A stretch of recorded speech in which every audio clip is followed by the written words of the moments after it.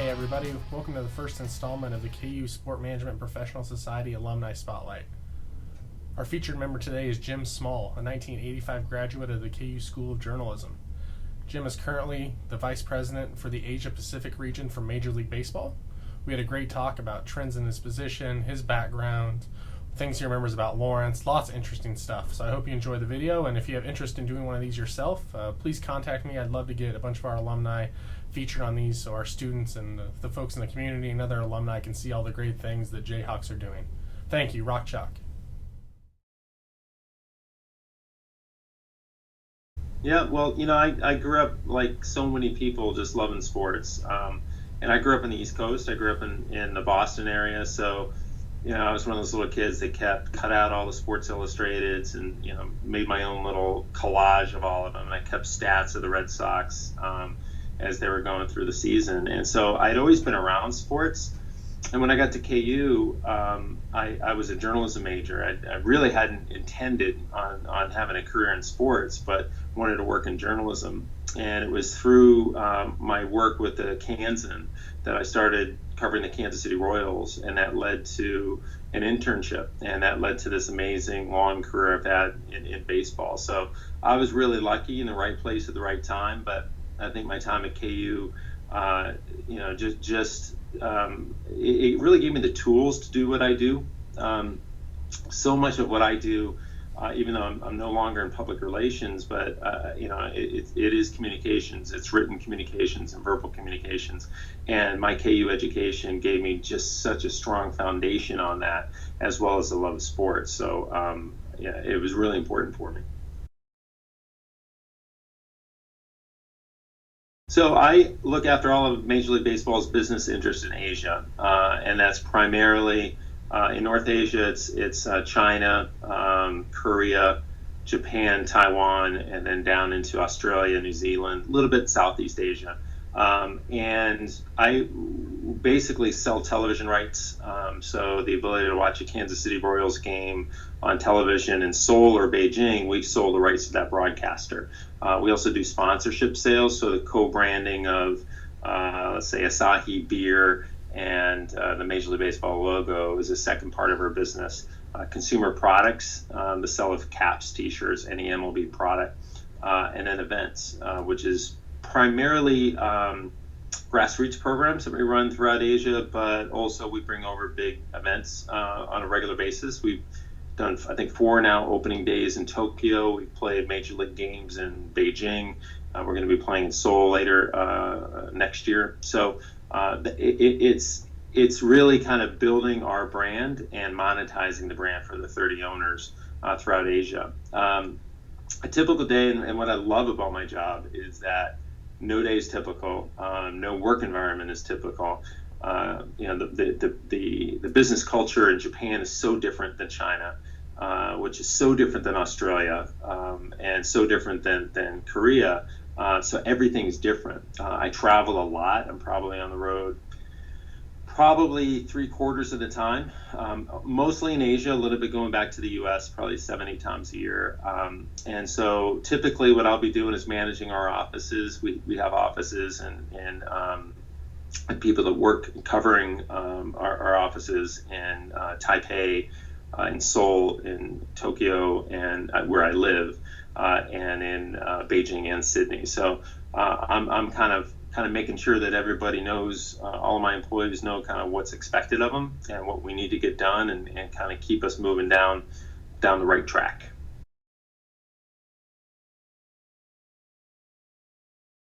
First of all, if you're interested in sports, it's a great way to make a living. It really is. I mean, I'm spent the last 2 days in Cleveland watching the World Series, and I get paid to go to the World Series. So how cool is that? And after 30 plus years working in the business, that still excites me a lot. So working in sports is great. I guess the advice would be, you don't know what door is going to open up. I've made my career over 30 years in baseball, but I was, much more of a basketball guy, especially when I was at KU. I played basketball. I've followed the game. I was a big Celtics fan growing up, as I was a Red Sox fan. But I never really thought that baseball would open up. That was the door that opened up, and I walked through it.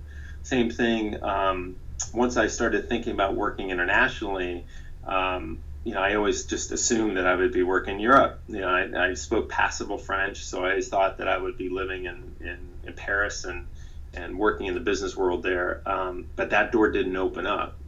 Tokyo did. And so I've spent the last 14 years and raised my family in Tokyo, Japan. So I think that the main thing is you don't know what door is going to open up, so knock on all of them and then walk through the one that opens up. I think that's one. I think the second thing, which is really, really important, I would give this advice to anybody who is attending any university to study anything, is to become a good communicator. Probably 90% of what I do, it's not rocket science. There are people that go to KU that have done rocket science and have worked on many more important things than selling sports property. But what I think I have done, and what I have, the skills I have that I use all the time, is the ability to write and speak correctly and to communicate the brand value that Major League Baseball has, so that somebody sitting behind a desk in Tokyo or Seoul or Beijing will say, yeah, okay, we're going to buy into that. We're going to buy into this opportunity to grow our business through baseball. So that's that. I think that's the most important thing. Become a good writer, become a good communicator. Make sure you focus on your writing, and that even if it's an email, write it as if it's the most important thing you've ever written, because that will reflect on you and it reflects on your company. The diversity. I mean, I love the fact that I live in a place where I look different. My skin color is different. I'm not the norm. I think that's fun. I think it's good to be out of your comfort level or your environment. And then the business diversity. Like I said, the Australian business culture, going to Sydney is a lot like going to do work in the United States. The people are more open-minded. Good sense of humor, very similar to kind of business cultures in the U.S. But there are significant differences. Australia is not the U.S., and I love having to learn how to deal with that. Same thing in China. The Chinese business culture is all about relationship, and it's about spending a lot of time. And it's not the first meeting where you're going to get something done. It may not even be the fourth or fifth meeting. It's going back on a regular basis and building that trust level to get somebody to say, okay, yeah, we'll do this. That to me is really, really fun. And that still gets me excited to go to work every day, because I have to figure it out. Because you can't just say Asia is Asia and everything's the same. And I love that.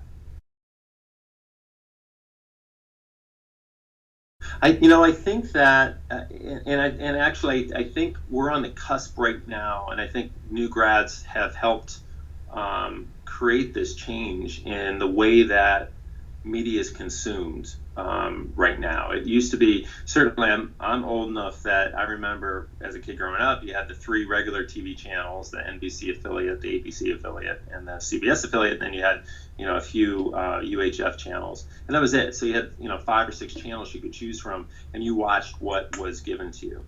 Then that shifted into the cable period, where and it really led from a sports perspective by ESPN. Again, ESPN started with one channel, and now it has 3 or 4, several channels. Fox Sports now has properties. So there's much more to choose from.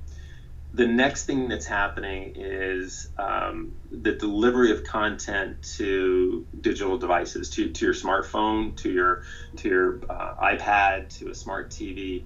And I think that it's really important that not only the people graduating understand that's from my perspective as a content provider. I need to understand how my consumers want to view my content, but also what that content is. From a baseball perspective, 3 hours is a long time to sit and watch a baseball game. So we've had to adjust to that and provide content that's a little bit shorter, that maybe will come to your iPhone, that is is a anthology series about their favorite baseball player, that will have 5 2-minute segments as opposed to a 30-minute show. So I think that's really important to understand how people are consuming content and how they will in the future. There's something called OTT, which is essentially Apple Television for sports. It's called over the top, and I think that's going to be something that is really going to come to the forefront in the next 5 to 10 years, where people will be able to watch really whatever they want on the television on demand from a sports perspective, not have to necessarily wait until or find the channel, whether that's ESPN or Fox or TBS or TNT, that has it. They can pull it down themselves. So I think that's an exciting change. That's something that we as rights holders have to be aware of, and I would think that's something important for any student coming out right now.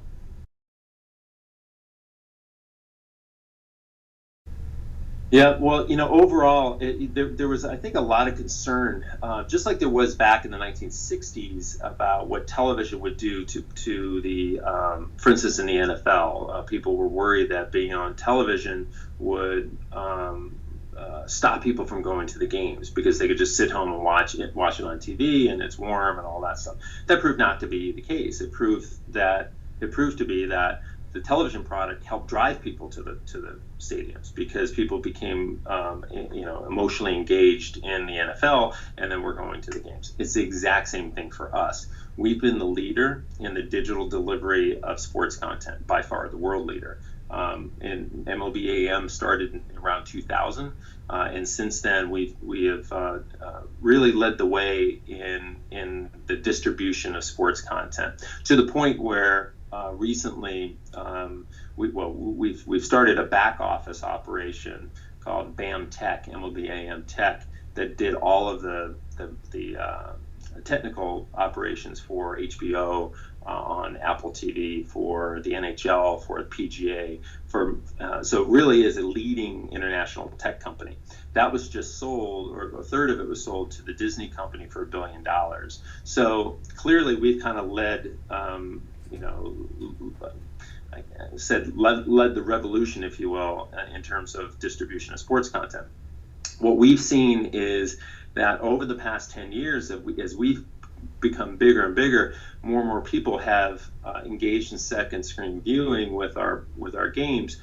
Those have been the 10 top attendance years in the history of Major League Baseball. So clearly what we're able to do is, by allowing a customer to engage with us on a cell phone and an iPad, using that as a substitute for viewing on a television, or by distributing new content to them, by creating emotional connection through that phone, we've been able to get them to do what they think and what we think is the ultimate showing of your fan interest, which is going and buying a ticket and going to a Royals game in person. There's no substitute for that.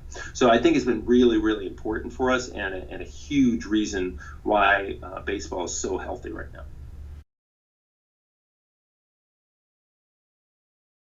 Well, I got a lot. So, certainly eating, like Joe's Donuts. I know Joe's is gone, but spent a lot of time late at night going to Joe's Donuts, which was wonderful.